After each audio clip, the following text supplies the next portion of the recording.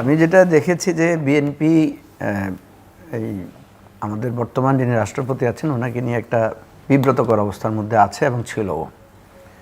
দুটো কারণ, একটা হচ্ছে এই রাষ্ট্রপতির অধীনেই সবাই শপথ নিয়েছেন, ইনক্লুডিং প্রফেসর ইউনূস থেকে শুরু করে সবাই। আবার এই রাষ্ট্রপতির ব্যাপারেই অভিযোগ হচ্ছে যে উনি ফ্যাসিবাদী সরকারের নিয়োগকৃত লোক এবং ওনার ব্যাপারে কিছু অভিযোগ আগে থেকেই ছিল, ওনার ইমেজ নিয়েও একটু সমস্যা ছিল। এবং মাঝখানে যেটা ট্রিগার করেছে, ওনাকে রেফার করে মানব জমিনে যে রিপোর্টটা হয়েছিল সেই রিপোর্টে কথা এসেছিল যে প্রধানমন্ত্রী পদত্যাগ করেন নাই, ওনার পদত্যাগপত্র জমা হয় নাই ইত্যাদি বিষয় নিয়ে এটা খুবই আলোচনা হয়েছিল। তো সত্যিকার অর্থে এটা তো বিএনপি, এই যে রাশেদ খান এখনই বললেন যে সংবিধান সমুন্নত রাখার প্রশ্ন, আবার একই কথাই বললেন যে রাষ্ট্রপতি রাখাটা ওনার জন্য উচিত না বা ওনাকে সরিয়ে দিতে হবে।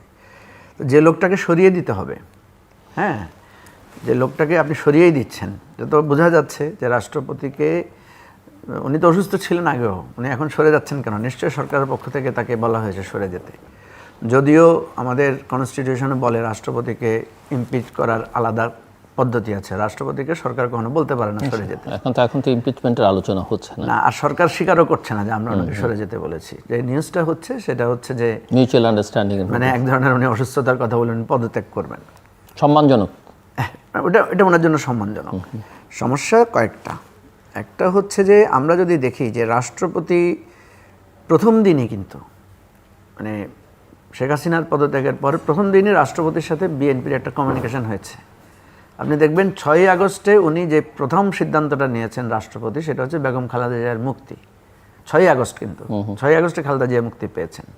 তো একজন দণ্ডপ্রাপ্ত আসামি, সো-কল্ড দণ্ডপ্রাপ্ত, আমাদের তৎকালীন ফ্যাসিবাদী সরকারের অন্যায় রায়ের মাধ্যমে দণ্ডপ্রাপ্ত ব্যক্তিকে মুক্তি দেওয়ার যে প্রসেস আছে, সেই প্রসেসটা কিন্তু রাষ্ট্রপতিকে কেউ অনুরোধ করতে হয় বা আবেদন করতে হয়, এই ধরনের কোনো প্রসেস কিন্তু ফলো করা হয় নাই।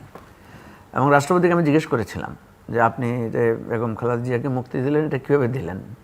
আপনি তো প্রধানমন্ত্রীর পরামর্শ ছাড়া তো কোনো কাজ করতে পারেন না। উনি আবার যেহেতু আইন বুঝেন, উনি যেহেতু জাজ ছিলেন, উনি 42 না 43 একটা অনুচ্ছেদ রেফার করে বলেছেন এটা রাষ্ট্রপতি পারেন। দ্বিতীয় যে কাজটা উনি করেছেন, উনি বিএনপির মহাসচিবের সাথে পরামর্শ করে উনি অ্যাটর্নি জেনারেল নিয়োগ দিয়ে দিয়েছেন, আপনার মনে থাকার কথা সে সময়। তো এই দুটো কাজ কিন্তু ওনার সাথে বিএনপিকে একটা রিলেট করেছে। উনি আওয়ামী লীগের বা শেখ হাসিনার নিয়োজিত রাষ্ট্রপতি হওয়া সত্ত্বেও উনি শেখ হাসিনার পতনের পর উনি সাথে সাথে বিএনপির সাথে একটা কমিউনিকেশন স্টাবলিশ করেছেন। ফলে স্বাভাবিকভাবে বিএনপির সাথে ওনার একটা সুসম্পর্ক তৈরি হয়েছে। এবং এটা কিন্তু উনি ওনার বক্তব্যও বলেছেন যে যখন ছাত্ররা আন্দোলন করছিল বা উনি যখন একটু ইনসিকিউর ফিল করছিলেন, তখন বিএনপি তার পাশে ছিল, বিএনপি তাকে, এবং আমরা দেখেছি ছাত্ররা যখন আন্দোলন করছিল রাষ্ট্রপতির পদত্যাগ বা রাষ্ট্রপতিকে অপসারণের জন্য, তখন কিন্তু বিএনপি এটাকে সাপোর্ট দেয় নাই। এবং পর্দার অন্তরালে এক ধরনের আলোচনা শুরু হয়েছিল, যেটা আমরা দেখেছি যে তৎকালীন অন্তর্বর্তীকালীন সরকার বিএনপির পক্ষ থেকে গ্রিন সিগন্যাল পায় নাই বলে তারা সেটা করে নাই। এখন যে কথাটা আসছে যে সাংবিধানিক সংকট দেখা দিত, সাংবিধানিক সংকট তখনও যা ছিল এখনও তাই হবে। তখনও যে পরিস্থিতি ছিল তখন এখন তো সংকট দেখা দেবে কেন মনে করছেন? না, উনি পদত্যাগ করলে স্বাভাবিকভাবেই অস্থায়ী রাষ্ট্রপতি। না, আমি বলছি যে যদি সংকট তখনও এখনো যদি দেখা না দেয়, তখনও দেখা দিত না। কারণ একজন না একজন ভারপ্রাপ্ত হতে পারত। আর যেহেতু আমাদের তখনকার জায়গাটাই চলছিল যে ডক্ট্রিন অফ নেসেসিটির মধ্যে দিয়ে, রাষ্ট্রপতি না থাকলে তখন ডক্ট্রিন অফ নেসেসিটিতে একটা পত্র বের হবেই না, তখন সংকট অবশ্যই সৃষ্টি হতো। এখন তো প্রধানমন্ত্রী চলে গেছে, এটাও তো একটা সংকট। আমরা সেই সংকট মোকাবেলা করেছি না, কিভাবে করেছি? সো উনি যখন সেই সময় সবাই এক ছিলেন, এখন তো সবাই এক না, আমি সেটাই বলছি যে উনি যখন, যেমন সংকট হতো কখন, যখন ধরুন প্রধানমন্ত্রী চলে গেছে, উনি তখন কিছু কাজ করেছেন, কিছু নির্দেশনা দিয়েছেন। যেহেতু প্রধান উপদেষ্টা চলে আসছেন পরে, তখন তো উনি পদত্যাগ করলে আর সংকট ছিল না।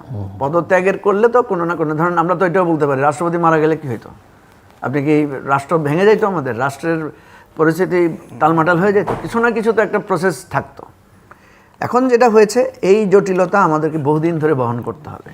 কারণ আমরা যে অবৈধ প্রধানমন্ত্রী, সেই অবৈধ প্রধানমন্ত্রী চলে যাওয়ার পরে সেই অবৈধ রাষ্ট্রপতির অধীনেই আমরা একটা সলিউশন করেছি। ফলে এই বিতর্ক, এই সংকট আমাদের একটা স্থায়ী রূপ লাভ করবে। তারপরও আমি যেটা মনে করি যে আমাদের রাষ্ট্রের একটা প্রধান জায়গা, সেটাকে যত বেশি বিতর্কমুক্ত রাখা যায়, যত সেটা নিয়ে আমরা, সেটা আমাদের ঐক্যের নির্ভরতার প্রতীক হয়। এবং বিএনপি যদি সবার কাছে গ্রহণযোগ্য একজনকে রাষ্ট্রপতি করে, সেটা আমি মনে করি যে আগামী দিনে গণতন্ত্রের জন্য আপনার কোনো স্পেকুলেশন বা আমার স্পেকুলেশন হচ্ছে মির্জা ফখরুল ইসলাম আলমগীর অথবা আপনার ডক্টর মঈন খান, ওনাদের মধ্যে কেউ একজন হতে পারে। এটা আমার স্পেকুলেশন, আমি কারোর প্রতি আমার বায়াসনেস না।